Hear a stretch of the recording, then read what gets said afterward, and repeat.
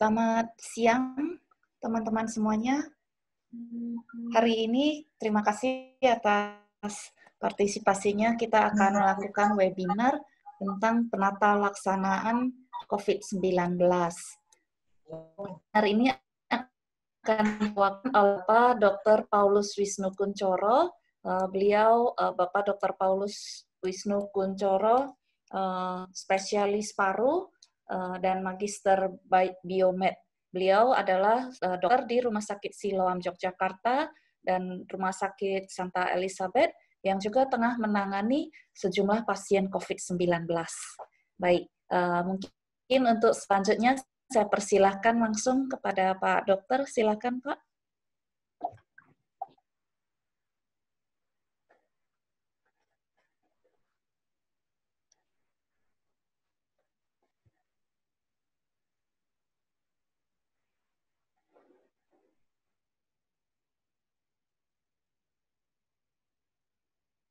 Saya mulai lagi.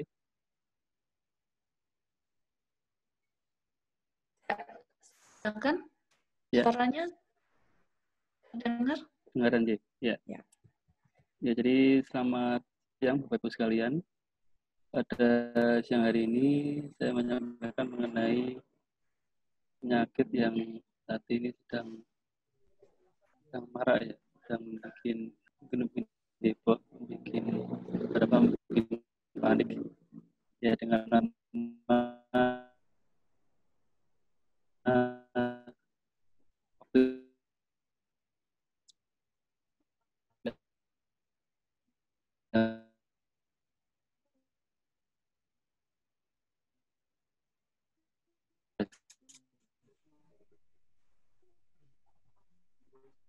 latar belakang bahwa ini di akhir Desember kali ini awal kasusnya itu di awal Desember, tapi dari protes Cina dinama novel coronavirus karena masih baru. Pada akhir Januari WHO sebagai Badan Dunia mengumumkan penyakit ini sebagai daruratan atau PHTIC. Kemudian pada tanggal 12 Februari baru diberi namanya, yaitu virusnya diberi nama SARS-CoV-2, sedangkan penyakitnya diberi nama COVID-19. Dan pada mulai dari akhir Februari ini, penyakit ini menyebar ke seluruh dunia. Corona kali. Dan pada tanggal 2 Maret, Indonesia mendapat kasus pertama. Dan pada 11 Maret, WHO mengumumkan penyakit ini sebagai pandemi. Pandemi itu artinya suatu penyakit yang sudah berkembang ke seluruh dunia dan mempengaruhi baik kesehatan maupun ekonomi. Nah, penyakit corona ini, jadi virus corona ini awalnya adalah merupakan virus yang zoonotik atau virus yang hanya berkembang di hewan ke hewan awalnya. Kemudian dengan kemampuan mutasi yang sedemikian rupa, virus ini berubah menjadi dari hewan ke hewan, kemudian dari hewan ke manusia, dan pada akhirnya menjadi manusia ke manusia. Nah, coronavirus ini merupakan virus yang jenis RNA dan merupakan anggota keluarga dari virus yang terdahulu, yaitu MERS dan SARS. Cuman perbedaannya bahwa virus yang COVID ini berkembangnya itu sangat cepat. Jadi kecepatan penyebarannya lebih cepat dibandingkan SARS dan MERS. Cuman angka kematian sampai saat ini di dunia masih dihitung lebih kecil dibandingkan SARS dan MERS. Nah, beberapa ahli mendapat bahwa kode genetik dari COVID ini mirip dengan yang ada di bawah. Ini ada ular. Nah, ini adalah penampilan skematik dari virus. Jadi virus ini termasuk beta ya.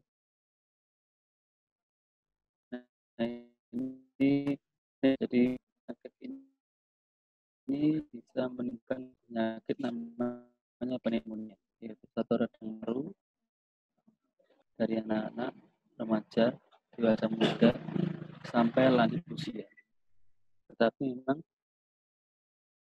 di rata-rata lebih banyak pada balita dan usia karena untuk kondisi imunnya memang di bawah dari yang muda. Penularannya yang pertama adalah masih disepakati melalui droplet. Droplet itu adalah suatu percikan yang timbul pada waktu kita bersin atau batuk. Nah, selain droplet ini melalui kontak secara personal, jadi menyentuh tangan atau jabat tangan, kemudian dengan menyentuh benda atau permukaan yang didapatkan virus di sana. Kemudian setelah menyentuh benda tersebut, kita menyentuh area wajah. Kemudian yang terakhir adalah melalui feses. Nah, ini adalah metode penyebaran. Jadi yang sebelah kiri adalah droplet, yaitu di mana penyebarannya ini jarak dekat, dari 1 sampai 1,5 meter. Nah, ini adalah suatu lokasi di mana awal mulanya outbreak ini berasal. Jadi yakini jadi pasar seafood dari Buanan.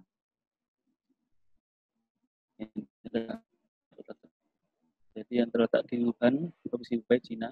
Di pasar ini menurut kita banyak menjual hewan-hewan yang dikonsumsi, baik dari yang hewan yang biasa kita konsumsi sampai yang agak kurang biasa.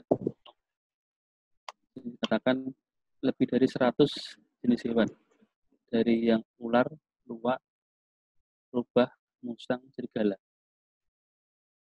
Ini bisa dilihat di media sosial, banyak yang dimasak maupun yang mentah. Ini daftar hewan yang dijual di Hubei. Nah, dua hewan ini diteliti merupakan paling mungkin menjadi perantara dari virus ini. Tapi masih belum diputuskan apakah kelelawar ataupun ular yang menjadi perantaranya. Ini data terakhir sampai tanggal 6 ya. Mungkin hari ini sudah berubah lagi. Jadi dari update tanggal 6 ini kasus global sudah mencapai 1 juta sekian. Ya, sedangkan di Cina sudah menginjak 82.000 sekian. Dari Indonesia untuk yang positif sudah 2.000 sekian. Nah, ini adalah daftar update hingga tanggal 6, yaitu 176 negara terjangkit. Negara terjangkit ini adalah negara yang transmisinya lokal. Jadi maksudnya adalah kasus yang dilaporkan itu sama dengan sumber penyakit. Jadi misalnya Jakarta melaporkan sumbernya dari Jakarta, maka Jakarta dinamai transmisi lokal. Untuk Indonesia, update hingga tanggal 6 itu meliputi daerah DKI sampai dengan kota Kendari. Ini merupakan daerah dengan transmisi lokal. Nah, apa gejala penyakit corona? Jadi penyakit corona ini pada awalnya adalah gejalanya seperti demam, seperti flu. Jadi demam, pilek, nyeri tenggorokan atau batuk, sakit kepala, dan sesak napas. Nah, pada awalnya gejala ini yang dirasakan. Kemudian pada perkembangannya, apabila daya tahan tubuh menurun, maka akan memberat menjadi radang paru. Nah, ini adalah satu kriteria dalam seleksi pasien yang saat ini ada di Indonesia. Jadi yang paling kiri adalah pelaku perjalanan, kemudian yang hijau adalah orang bergejala, yang hijau muda ini adalah orang dalam pemantauan, dan yang paling kanan adalah pasien dalam pengawasan. Jadi yang paling ringan adalah paling kiri, di mana belum ada gejala, tetapi memiliki riwayat dari daerah transmisi lokal. Nah, pada pelaku perjalanan ini dilakukan monitoring mandiri, jadi secara mandiri tanpa pengawasan dokter. Untuk orang tanpa gejala, di mana tidak ada gejala tetapi kontak dengan pasien positif, maka dilakukan karantina rumah, di mana orang tersebut di rumah dan diawasi oleh tenaga kesehatan. Nah, orang tanpa gejala ini sudah mulai diperiksa untuk rapid test, tapi yang PCR dari pertama dan dari 14. Dan orang dalam pemantauan ini dan orang dalam atau pasien dalam pengawasan ini hampir mirip ya. Jadi bedanya adalah ODP itu memiliki gejala yang lebih ringan dari PDP. Tetapi sama-sama memiliki riwayat perjalanan dari daerah terjangkit dan riwayat kontak dengan kasus pasien positif. Untuk ODP dan PDP dilakukan pengambilan untuk swab hidung dan tenggorok pada hari 1 dan 2 dan mulai dilakukan isolasi, bisa isolasi di rumah atau di rumah sakit. Ini definisinya, jadi orang tanpa gejala itu adalah seorang yang tidak bergejala tetapi kontak erat dengan pasien yang positif. Nah, bagaimana dengan kontak erat adalah seorang yang dalam radius dekat 1 meter dalam 2 minggu itu melakukan aktivitas fisik bersama dengan pasien yang positif. Nah, kontak erat ini bisa petugas kesehatan dari dokter, perawat, gizi, kemudian cleaning service, atau keluarga atau tamu yang dekat dengan pasien positif. Ini yang saya menunjukkan di ODP ini adalah seseorang yang gejalanya minimal. Jadi bisa demam, bisa batuk, bisa pilek, dan memiliki riwayat perjalanan atau kontak.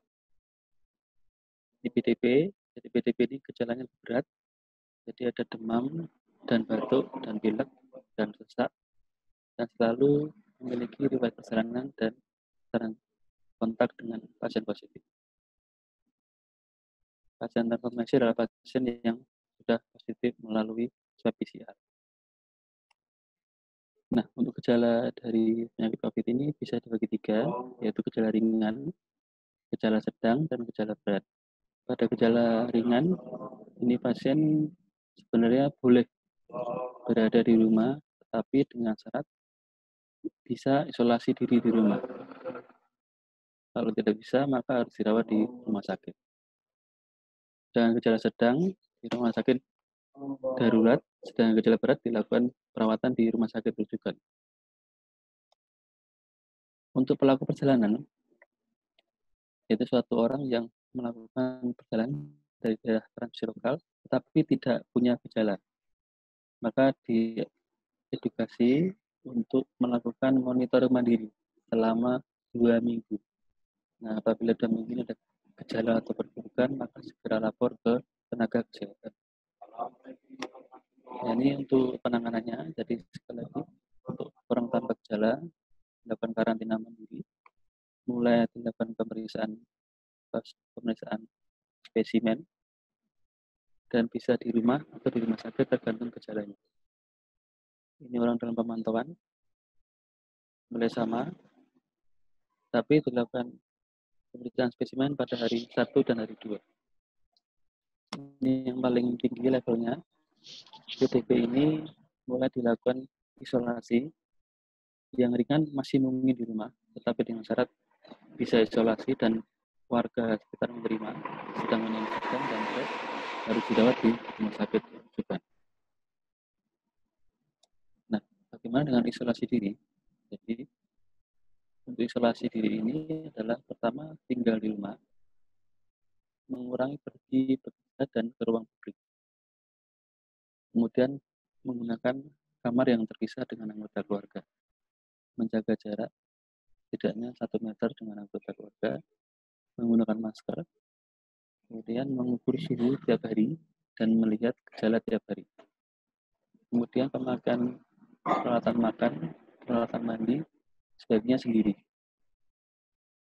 Dan jangan lupa perilaku hidup bersih dan sehat ya, dengan makanan bergizi, bersihan tangan, cuci tangan, kemudian melakukan etika untuk bersin. Kemudian kalau ada matahari bisa melakukan jemur. Kemudian bila mana perburukan maka segera lapor ke fasilitas kesehatan. Untuk karantina bisa dibagi dengan karantina rumah, karantina di rumah sakit darurat, dan karantina di rumah sakit. Ini adalah formulir deteksi dini yang biasanya ditanyakan di ruang depan dari rumah sakit atau fasilitas kesehatan. Jadi formulir ini adalah untuk mendata gejala yang ada beserta dengan riwayat perjalanan atau kontak. Nah, nantinya dia Vaskes atau fasilitas kesehatan, perawat atau dokter menentukan apakah pasien ini termasuk OTG, termasuk ODP, atau termasuk PDP. Nah, untuk rapid test yang saat ini ada, jadi rapid test itu sebenarnya ada dua. Jadi rapid test virus atau antigen, atau kedua adalah rapid test antibody. Yang sekarang banyak digunakan adalah yang nomor 2, yaitu rapid test antibody, di mana fungsi tes ini adalah mendeteksi antibody paling bagus di hari kelima atau ketujuh setelah infeksi. Penggunaannya cepat, jadi bisa sampai 10 menit sudah selesai, tapi memang bermanfaat bila pasien yang sudah bergejala. Maka pada pasien yang belum bergejala, maka kadang-kadang masih didapatkan hasil negatif. Nah, ini skemanya ya, skemanya untuk pemeriksaan antibody rapid test. Jadi prinsipnya OTG, ODP, PDP dilakukan rapid test. Apabila hasilnya pertama negatif, maka diulang lagi 10 hari kemudian. Selama menunggu, maka dilakukan isolasi diri. Nah, kalau hasil ulangnya adalah negatif, maka dinyatakan bukan sakit COVID. Apabila hasil ulangnya itu positif, maka ditindaklanjuti dengan pemeriksaan swab. Nah, apabila swabnya itu positif, maka dinyatakan positif COVID-19. Jadi pada rapid test yang pertama negatif, maka tetap harus diulang pada hari ke-10. Ini untuk alur dari pemeriksaan rapid test antigen ya. Tapi ini kita tidak menggunakan. Ini adalah daftar 132 rumah sakit rujukan, di mana ini sudah di seluruh provinsi. Nah, tata laksana di Poli, jadi pada pasien yang diterima di Poli ataupun UPD, maka dokter akan men-screening atau menapis dengan formulir yang tadi di depan. Nah, setelah ditentukan, apabila pasien itu dinyatakan sebagai suspek atau PDP dan kondisi berat, maka segera dikirim ke rumah sakit rujukan dengan tata laksana yang sesuai APD yang lengkap. Kemudian pasien anak yang didampingi orang tuanya, maka selalu menggunakan APD yang sesuai dengan protap. Ini salah satu contoh alur dari pasien yang saya ambilkan dari standar dari rumah sakit darurat Wisma Atlet di Jakarta. Jadi pasien yang datang ini bisa mandiri ataupun rujukan rumah sakit, dilakukan anamnesis, pemeriksaan fisik, bila perlu dengan ronsen dan darah. Nah, bila tidak terdapat gejala, maka bisa dilakukan untuk memulangkan. Tapi bila ada gejala integrasi, maka dilanjutkan dengan melihat apakah terdapat risiko kontak atau usia tua atau penyakit yang lain. Nah, bila mana ini terdapat, maka akan diperiksa dengan laboratorium darah. Kemudian dilanjutkan dengan rapid test. Sekali lagi rapid test yang positif, maka dilanjutkan dengan pemeriksaan PCR swab. Nah, apabila nanti PCR-nya positif, maka dinyatakan positif COVID-19. Untuk tata laksana spesifik dari COVID ini memang belum ada. Jadi semua yang kita berikan seperti antibiotik, antivirus, kemudian anti malaria itu merupakan pendukung dari pasien. Jadi prinsip kita merawat pasien ini adalah meningkatkan daya tahan atau imun tubuh menjadi maksimal atau optimal. Harapannya dengan daya tahan tubuh atau imun yang kembali, maka kondisi akan membaik dan virus akan mati.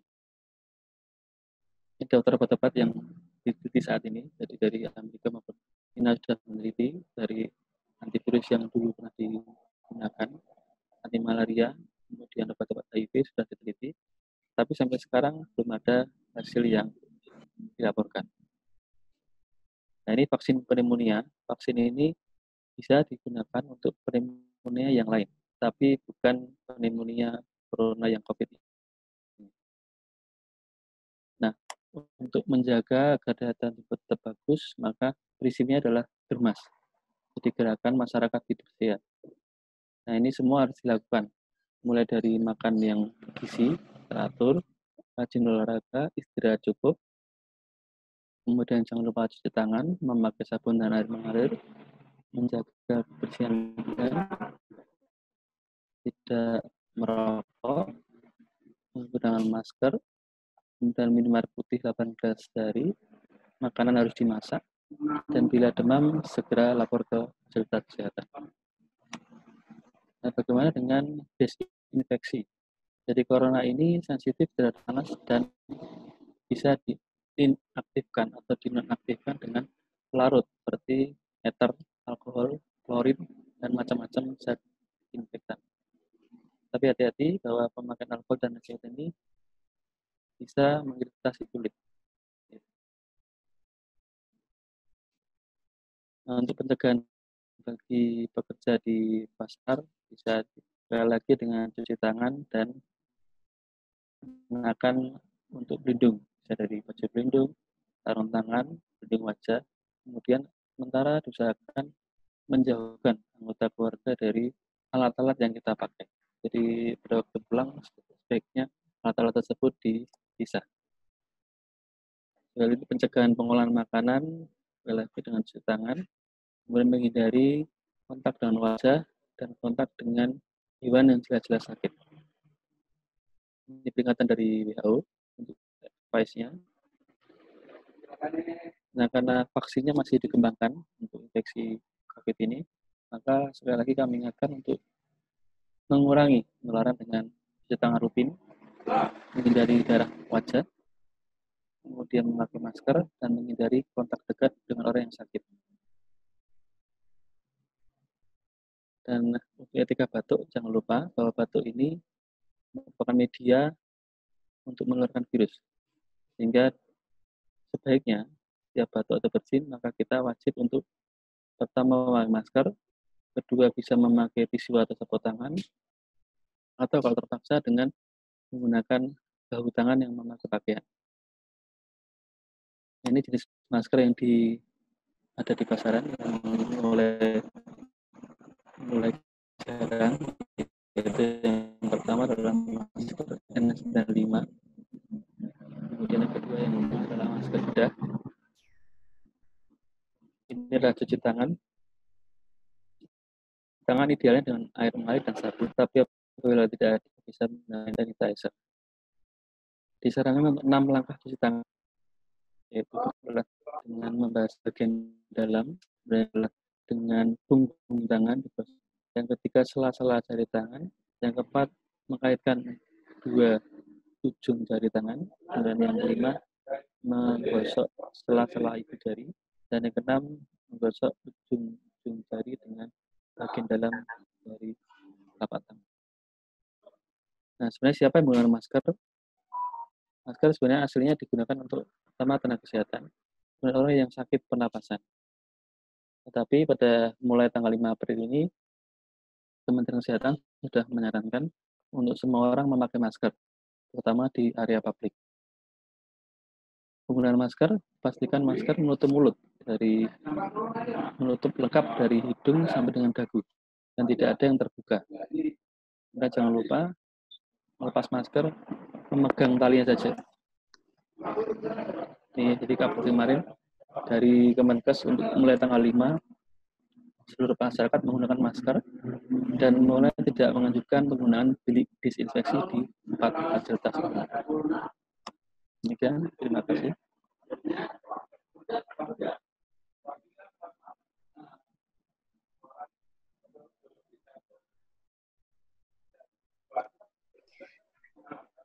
Baik, terima kasih Dr. Paulus. Sebelum kita melanjutkan ke sesi pertanyaan untuk tanya jawab, kita sampaikan terima kasih ya kepada Dr. Paulus untuk webinar ini yang dipersembahkan oleh My Health Diary bekerja sama dengan GK Plug and Play. Jadi kita berharap dengan webinar ini teman-teman bisa mendapatkan informasi yang lebih lengkap dan juga dapat menjaga kesehatan lebih baik di tengah wabah COVID-19 ini. Nah, sebelumnya, sebelum ke pertanyaan selanjutnya, kita sampaikan juga buat teman-teman, kalau nanti di akhir sesi ini kita akan memilih dari pertanyaan yang masuk, untuk pertanyaan yang terbaik akan mendapatkan hadiah sebuah masker dari My Health Diary, masker yang reusable, washable, dan anti air. Jadi, silakan mengajukan pertanyaan sebanyak-banyaknya dan pertanyaan yang terbaik nanti akan dipilih oleh Dr. Paulus. Baik. Nah, kita lanjutkan ke pertanyaan yang pertama. Baik, pertanyaan pertama ini dari Dr. Joseph Siahaan. Dok, mohon dijelaskan mengenai herd immunity, seems, Dok. Silakan. Jadi setiap mengenai imunitas ya. Jadi setiap antigen yang masuk, baik itu virus, bakteria, kemudian jamur dan sebagainya yang masuk ke pernapasan terutama, itu akan mendapat suatu interaksi dengan zat imun kita. Nah, imun kita itu mulai dari hidung, kemudian tenggorokan, kemudian sampai ke trakea, sampai ke paru. Nah, semua tahap ini akan melakukan interaksi dengan virus. Nah, apabila antibodi kita itu kuat, atau daya tahan tubuh kita kuat, maka virus ini akan mati. Tetapi apabila virus ini lebih kuat, maka akan melewati tahapan-tahapan demi tahapan, dari mulai hidung, tenggorokan, sampai nanti sampai ke paru. Nah, apabila sudah sampai paru, dan ini bisa mengalahkan imun kita, maka akan menimbulkan suatu reaksi inflamasi yang luas. Semakin daya tahan tubuh kita turun, maka semakin suatu reaksi ini berkembang besar, sampai nanti menimbulkan kerusakan yang makin lama makin berat, sampai pada berujung pada kematian. Jadi intinya adalah bagaimana kita menjaga daya tahan tubuh kita tetap optimal. Gitu.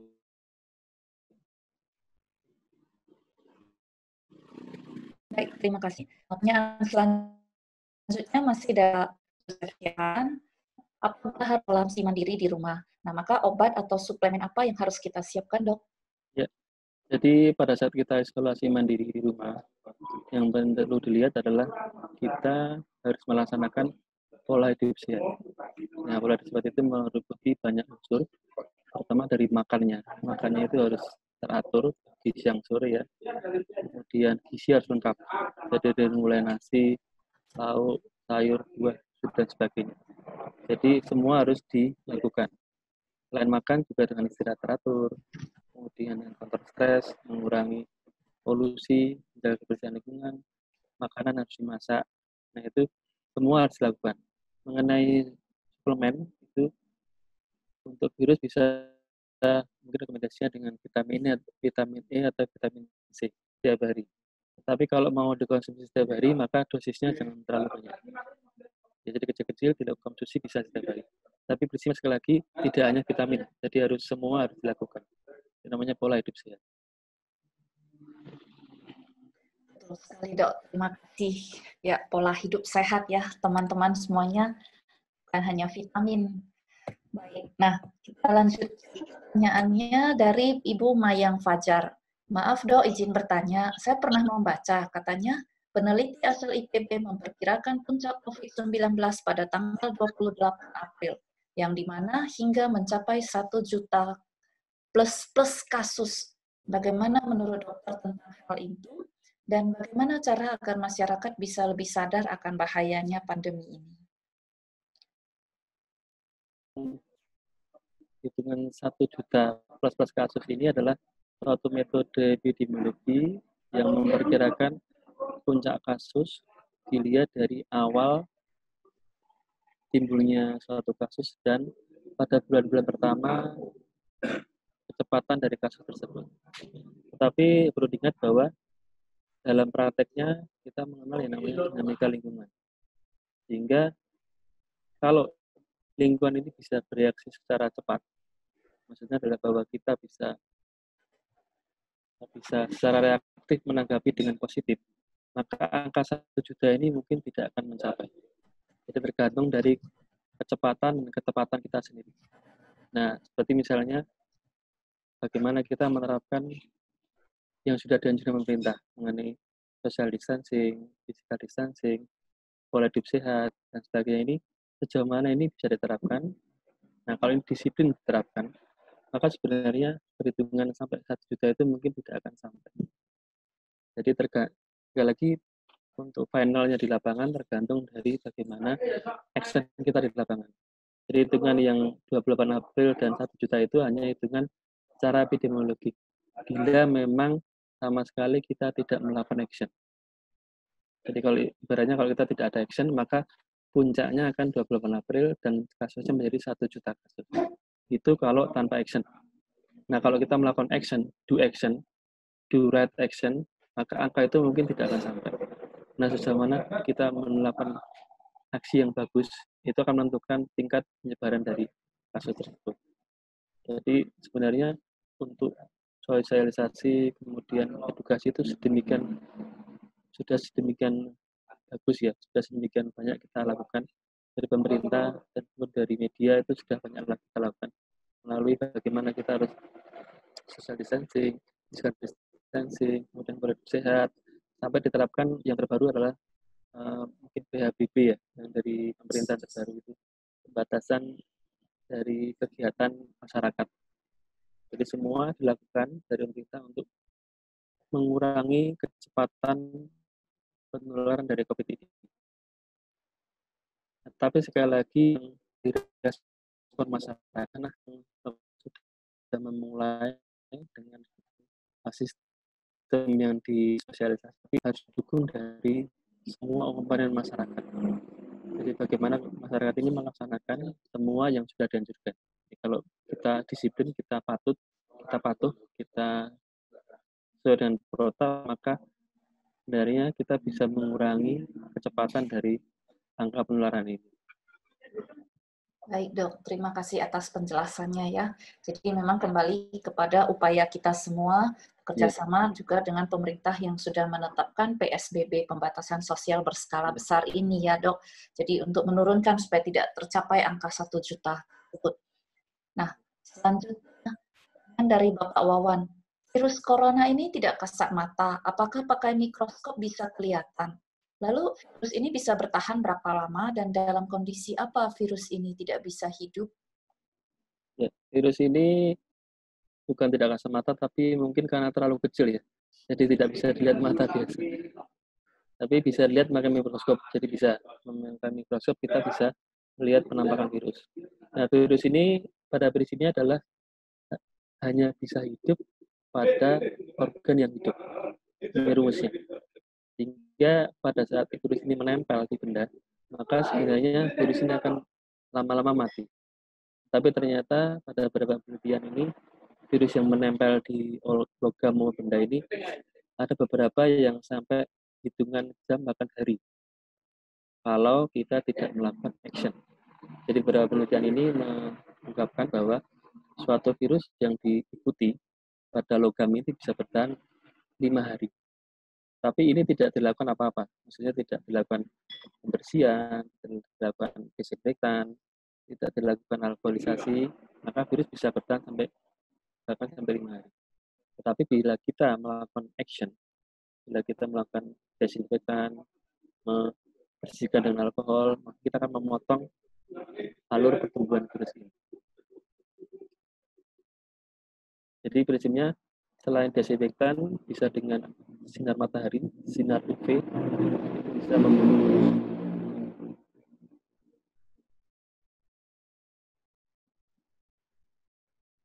Baik, pertanyaan selanjutnya dari Bapak Rizky Wulan.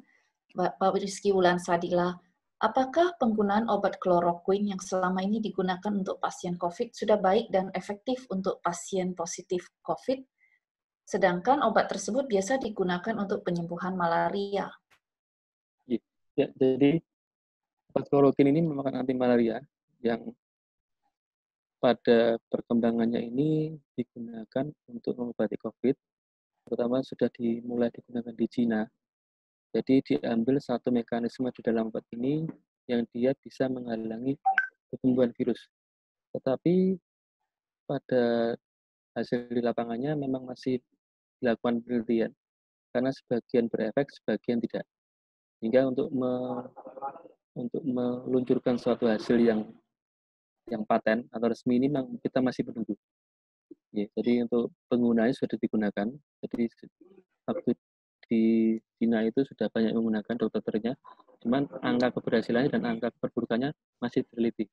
Hingga untuk rilis secara resmi apakah ini memang resmi direkomendasikan masih kita menunggu. Baik, terima kasih. Baik, pertanyaan selanjutnya dari Bapak. Pertanyaan selanjutnya dari Ibu Della Octavia. Saya pernah baca artikel, apa benar masker lebih efektif, Dok? Ya, jadi penggunaan masker ini salah satu upaya untuk mengurangi penularan dari virus maupun penyakit pernapasan yang lain. Nah, jadi prinsipnya adalah masker ini dipakai pertama menutupi semuanya. Jadi dari hidung, dari puncak hidung ini sampai kepada dagu. Itu harus tertutup semuanya. Jangan banyak lubang-lubang di sekitar wajah. Kemudian masker ini harus selalu diganti. Jadi tidak bisa kita memakai masker sampai 2 hari, itu nggak boleh. Jadi harus sering diganti. Kemudian kalau memang memakai masker kain, maka harus dicuci, dikeringkan yang benar, dan dipakai lagi boleh. Nah, apakah masker kain lebih efektif? Sebenarnya tergantung dari penggunaan kita. Jadi bagaimana kita menggunakan dengan pas di wajah, kemudian kita sebelum dan sesudah cuci tangan, dan juga tidak terlalu lama memakai masker ini. Tipsnya itu, jadi mau masker kain, masker bedah, bahkan N95 pun, seandainya kita memakainya sembarangan, maka sebenarnya efektifannya berkurang. Di sini tetap harus dipakai, harus menutupi wajah, kedua sering diganti, desinfektan tersebut. Baik, terima kasih Dok atas penjelasannya. Dan buat teman-teman, kita sampaikan juga bahwa untuk membantu teman-teman mengingat tips-tips ini, teman-teman juga bisa melihat di sosial media My Health Diary ataupun di aplikasi My Health Diary di mana ada infografis tentang pemilihan dan cara penggunaan masker yang benar. Baik, bisa di-save dan dibagikan kepada teman-teman. Nah, selanjutnya pertanyaan dari Ibu Sesa Nafrati Lofi. Dok, izin bertanya, apakah jika mempunyai gejala positif COVID-19, terus usianya masih muda itu harus isolasi mandiri di rumah? Apakah hal tersebut tidak membahayakan? Lalu jika isolasi mandiri, apa yang harus dilakukan untuk cepat pulih? Ya, jadi untuk pasien yang positif COVID, tidak muda, tidak tua, maka harus diisolasi. Nah, isolasi ini bisa pertama di rumah, bisa di rumah sakit. Nah, kalau dilakukan di rumah, maka syarat pertama adalah warga masyarakat menerima. Karena beberapa kasus itu di lapangan pasien mendapat teror dari masyarakat karena pasien mungkin mendapat stigma yang jelek dari masyarakat sehingga masyarakat tidak mau menerima orang itu dirawat di rumah. Maka malah mendapat masalah baru. Nah, ini pertama-tama kalau mau dirawat di rumah, maka harus pertama-tama diterima di lingkungan. Kemudian yang kedua, sanggup melaksanakan isolasi di rumah. Jadi kamarnya ya harus sendiri, kemudian anggota keluarga sebaiknya di luar kamar, kemudian pemakaian alat mandi dan alat makan itu ya sendiri, tetap memakai masker, kemudian menjalankan pola hidup sehat, ya, seperti yang saya sampaikan, jadi pola makan, istirahat, kontrol stres dan sebagainya. Nah, maka dengan isolasi ini dan saja selalu dengan pantauan dari dokter dari rumah sakit. Nah, maka dokter akan memantau bisa lewat telepon maupun WA atau media sosial yang lainnya. Dipantau kan setiap hari. Setiap hari dipantau mengenai gejalanya, perkembangannya, ada keluhan atau tidak, dan nantinya bila dilakukan isolasi akan dilakukan suatu swab ulang. Swab ulang ini untuk memeriksa apakah yang pasien positif itu sudah menjadi negatif atau tidak. Baik, Dok. Terima kasih. Berarti kalau misalnya isolasi mandiri, walaupun dengan keluarga sendiri di rumah, tetap harus menggunakan masker ya bagi pasien tersebut ya, walaupun di dalam rumah. Baik. Kemudian pertanyaan selanjutnya dari Bapak Suryo. Dok, kalau tidak salah, jika manusia terkena COVID, nanti juga ada resiko lagi terkena COVID kayak layaknya flu. Nah, pertanyaannya, jika seseorang sudah terkena COVID, namun syukurnya sudah sembuh, namun kondisi paru-parunya sudah memburuk, kemudian di memburuknya ia terkena lagi. Apakah untuk COVID yang selanjutnya ini akankah terus menggerogoti paru-parunya, Dok? Terima kasih. Ya, jadi pada virus yang masuk, ini akan menimbulkan suatu reaksi antibodi. Nah, pada kondisi pasien yang tidak mempunyai penyakit imun, seperti HIV maupun lupus dan sebagainya, maka berjalannya waktu 7 hari ini antibodi akan semakin tinggi, mencapai puncaknya sekitar 10-14 hari. Nah, apabila antibodi ini bagus, 10 hari menjadi full, maka kuman virus ini akan lama-lama akan mati, berkurang, akan kurang sampai dengan hilang. Nah, puncaknya rata-rata dari 2 minggu sampai 3 minggu, antibodi kita mencapai kadar yang maksimal. Nah, pada kadar maksimal ini, maka virus akan mati. Dan nantinya, di kemudian hari, antibodi ini akan bertugas mengenali seandainya ada virus lagi yang akan mencoba masuk. Nah, maka pada saat mencoba masuk, antibodi ini akan menolak. Sehingga berbeda dengan penyakit bakteri, maka untuk COVID ini angka kesembuhannya tidak ada. Kecuali pada orang yang memiliki penyakit imun sebelumnya. Jadi kalau seseorang yang tanpa penyakit imun, maka antibodinya akan timbul, dan antibodi ini akan menjadi suatu penjaga mengenali di kemudian hari apabila ada virus yang memasuk akan menolak, sehingga kesembuhannya menjadi tidak ada. Nah, pada kondisi seorang yang terkena COVID, ini ada kondisi yang sedang dan berat. Nah, kalau seorang ini sampai pada tingkat yang berat, di mana pada kondisi dinamakan ARDS. ARDS ini di mana kerusakan parunya cukup berat. Maka setelah sembuh akan timbul seperti gejala sisa di parunya. Jadi masih ada paru-paru yang tidak mulus lagi. Nah, ini tergantung daripada level mana dia terkena. Kalau pada saat terkena virus COVID ini kondisinya bagus, tidak sampai pada taraf yang berat, maka setelah sembuh dia juga tidak ada gejala. Jadi paru-paru tetap bagus, tetap bangunan tetap mulus, fungsi paru tetap normal. Apabila seorang ini terkena COVID dan sampai pada level yang berat, sampai kerusakannya berat, maka setelah selesai COVID-nya, maka akan timbul suatu kerusakan minimal di paru. Baik. Terima kasih dokter. Pertanyaan selanjutnya dari Bapak Giri Hartono. Ada beberapa pertanyaan ya, jadi mungkin saya sampaikan satu persatu. Pertama, berapa sih sebenarnya kandungan vitamin C yang mampu diserap tubuh dan apakah ada efek kalau kelebihan mengkonsumsi, dok? Ya, jadi untuk vitamin C ini sebenarnya tubuh ini memiliki suatu mekanisme bahwa hanya sedikit yang kita masukkan ke tubuh. Jadi beberapa ahli merekomendasikan sekitar 30 mili. Itu pun bisa bertahan sampai hitungan seminggu kalau orang sehat ya. Jadi kalau kita mengkonsumsi misalnya 1 gram vitamin C, itu nanti yang diserap itu hanya 30 mg. Nah, sisanya akan dibuang melalui urin. Nah, kadar 30 ini kalau orang sehat itu bahkan bisa bertahan sampai 3 hari sampai seminggu. Hingga sarannya kalau mengkonsumsi vitamin memang tidak usah yang terlalu tinggi. Jadi yang kecil-kecil saja tetapi rutin. Jadi kalau kelebihan, efeknya jadi buang, tidak ada efek lain. Oh, baik, baik. Terima kasih. Pertanyaan kedua dari Bapak Giri. Sekarang lagi rame banget penolakan jenazah yang terkena COVID. Sebenarnya seberapa lama virus itu bertahan pada jenazah, Dok? Ya. Jadi seperti pada logam. Jadi kalau jenazah ini kan sudah tidak hidup ya, mati. Berarti virus yang ada ini akan sebentar lagi mati. Nah, cuman bergantung dari berapa jumlah virus yang ada dalam tubuh. Maka semakin banyak virus tubuh, maka pada saat titik kematian, jumlah yang mati ini akan menentukan dari lamanya virus yang ada. Misalnya, pada orang yang meninggal yang pertama, jumlahnya 100, yang meninggal kedua hanya 20. Maka yang 20 ini akan cepat menghilang.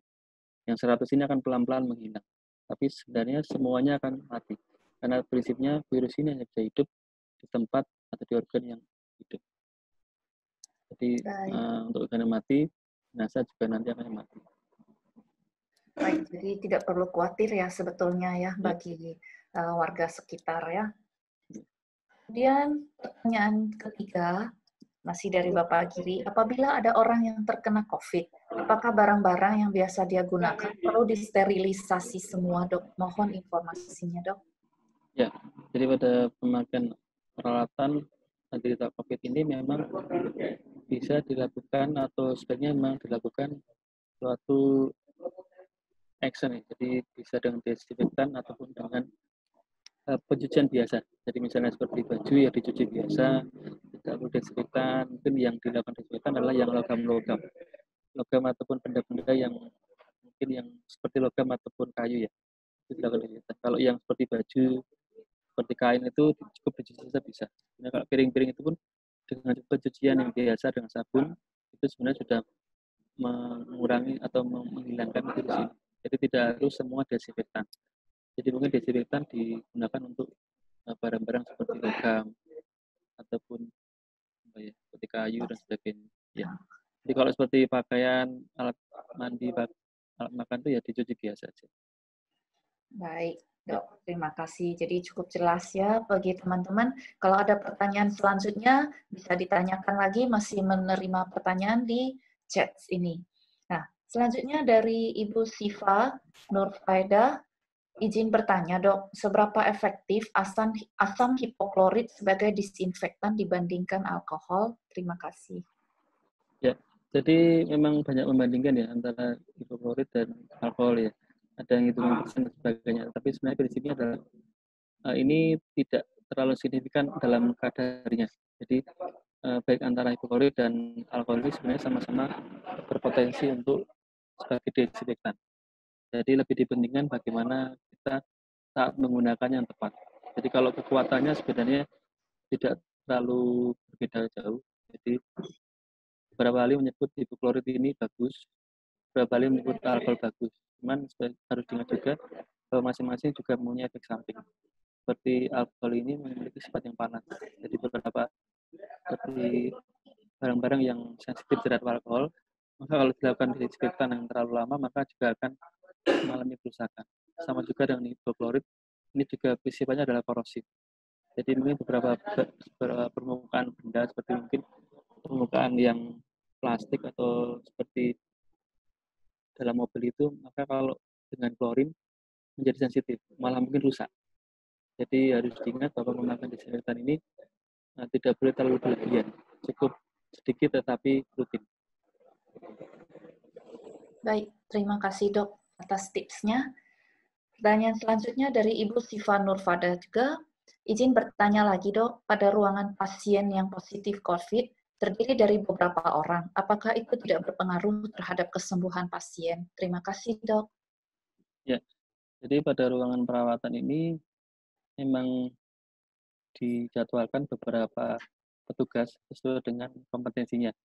Jadi ya biasanya ada dokter, perawat, isi, dan beberapa yang memang sudah sesuai protapnya. Dan masing-masing dengan APD yang sudah sesuai. Dan satu sistem protap yang sudah ditentukan. Jadi di sini memang kita melihat tujuannya adalah melakukan perawatan dan pengawasan pasien. Jadi Untuk pengaruh kesembuhannya sebenarnya tergantung dari pertama daya tahan tubuh pasien sendiri. Itu yang penting. Jadi kalau untuk petugas sendiri sudah dilakukan suatu protap yang tidak merugikan. Terima kasih. Jadi supaya teman-teman tidak khawatir lagi. Terima kasih dokter untuk penjelasannya. Ini pertanyaan yang sudah masuk sejauh ini. Jadi sebelum kita masuk ke pertanyaan selanjutnya yang mungkin ada lagi, kita kasih kesempatan. Kita akan sampaikan beberapa informasi tentang My Health Diary. Kita akan bagikan informasi. Jadi memperkenalkan sedikit. Maaf sebentar ya.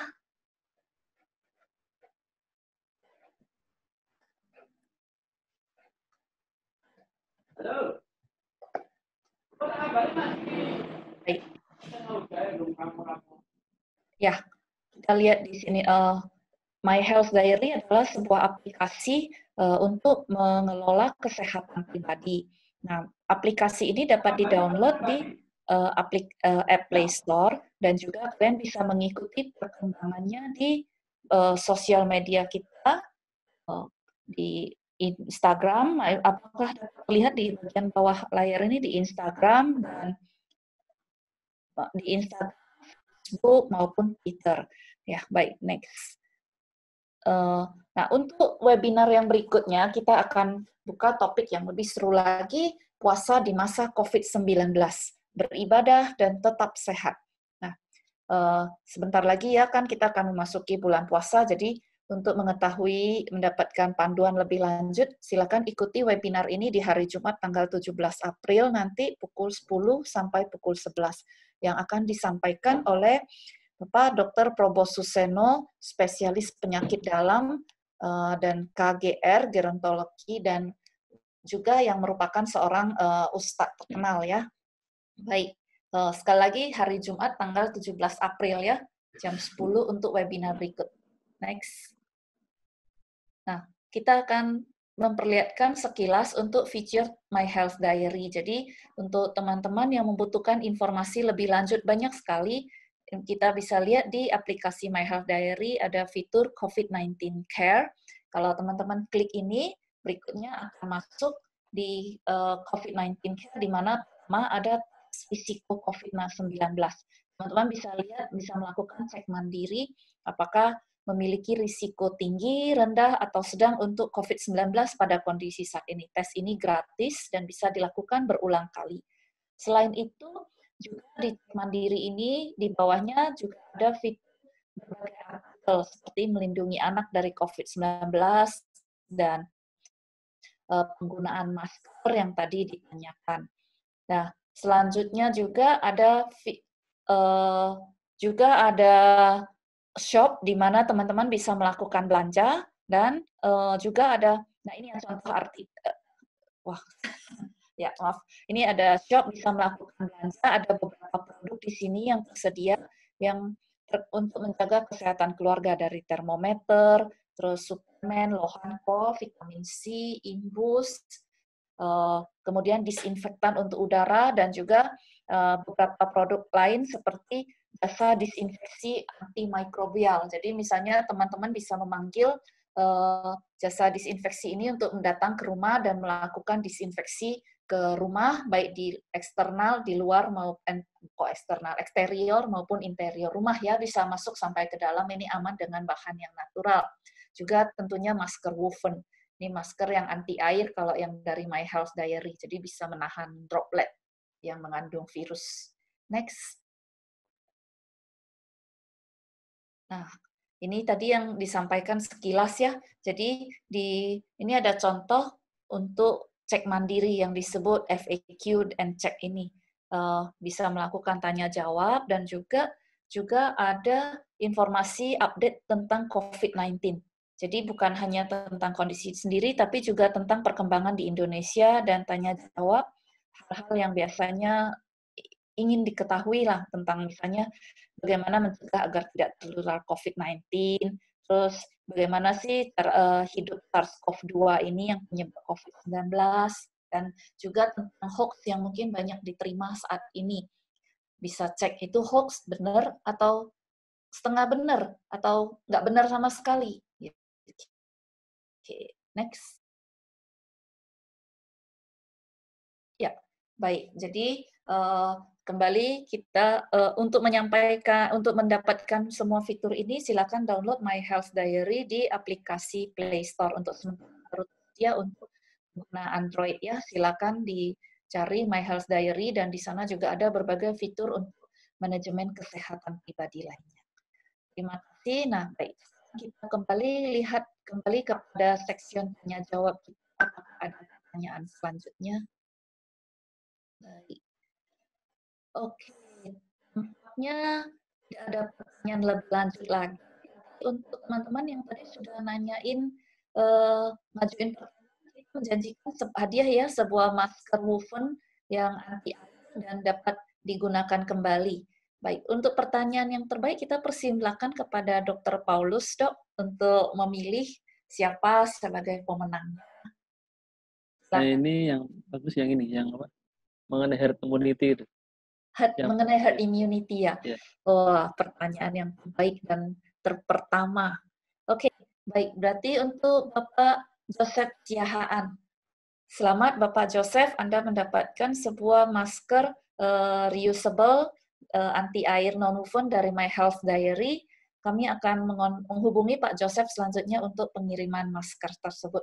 Bagi rekan-rekan yang lain, jangan kecewa, silakan ikuti webinar My Health Diary bekerja sama dengan GK Plug and Play yang selanjutnya.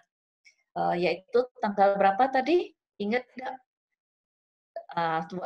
Ini 10. Wah, bagaimana? Tanggal berapa tadi? Hari 10? 10 hari Jumat. Tanggal 10. Tanggal 17 hari Jumat, minggu depan, tanggal 17. Wah, ini tadi hampir mendapatkan satu ini lagi hadiah. Untuk webinar berikut tanggal 17 kerjasama My Health Diary dengan GK Plug and Play, jangan lupa untuk login dan tetap jaga kesehatan. Kita semua sehat. Terima kasih atas partisipasi teman-teman semua. Sampai jumpa di kesempatan berikut. Terima kasih Dr. Paulus. Semoga lancar dan sehat terus dalam bertugas, Dok. Terima kasih. Ya. Terima kasih. Oh, maaf. Oke. Ya.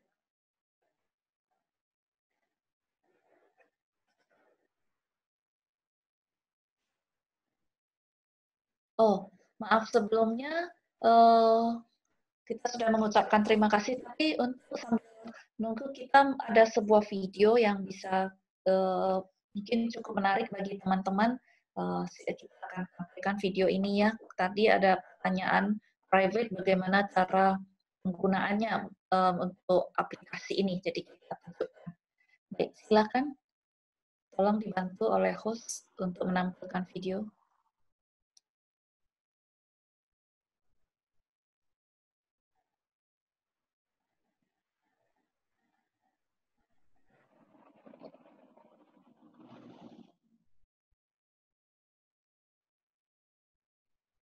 Ya, jadi ini kalau setelah Anda mau download My Health Diary akan ada halaman login, tinggal isi, silakan pilih username dan password sendiri. Nah, setelah login itu Anda bisa langsung mendapatkan beberapa fitur My Health Diary yang itu diagnosis, Diseasepedia, logbook, hospital, My Records, dan connect to Gadget. Apa sih masing-masing? Pertama, Smart Diagnosis. Di sini ini bisa melakukan pengecekan gejala. Ini jadi bukan hanya gejala penyakit COVID-19, tapi semua gejala penyakit ya. Jadi ini menggunakan artificial intelligence yang canggih, di mana teman-teman bisa menanyakan misalnya nih, saya sakit kepala, nanti ada tanya jawab, mirip seperti dengan dokter gitu. Sakit kepalanya sudah berapa lama, dan seterusnya. Dan juga ada Diseasepedia, fitur kedua Anda bisa baca tentang berbagai penyakit informasinya, cara perawatannya, diagnosanya, dan kemudian apa yang harus Anda lakukan saat berkunjung ke dokter. Fitur berikutnya adalah Connect to Gadget. Di fitur ini Anda bisa menghubungkan My Health Diary dengan gadget gelang kesehatan ya, atau sekarang disebut wearable juga, yang bisa memantau misalnya Anda hari ini sudah melangkah berapa langkah, pembakaran kalori, dan juga heart rate. Nah, baik, selanjutnya ini adalah tampilan yang masih sedang dipertimbangkan, kelihatan baik sambil saya sampaikan tentang My Health Diary ini. Mungkin dari Dr. Paulus ada yang ingin disampaikan, dokter, sebagai penutup kepada teman-teman semua. Silakan, Dok.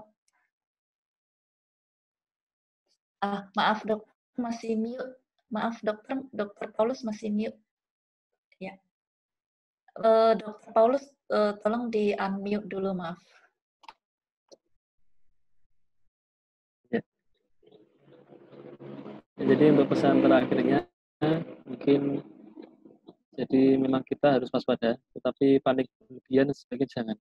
Karena bagaimanapun juga kita sudah berusaha dari pemerintah dengan tingkat bawah itu untuk berusaha menindaklanjuti dari perkembangan virus ini. Jadi meskipun memang kasus bertambah tiap hari, dan kita bisa melihat dari berbagai media, mungkin sedikit menakutkan ya. Tapi pesan saya adalah bahwa kita tetap positive thinking, jadi kita harus berusaha menjaga imun sebaik mungkin, dan kita tularkan rasa aman ini kepada berbagai orang. Jadi kalau kita sama-sama bergandengan tangan dalam menanggulangi ataupun mencegah virus ini, maka pandemi ini akan segera berakhir. Terima kasih, Dok. Harapan yang sama dari My Health Diary dan GK Plug and Play juga untuk teman-teman sekalian. Baik.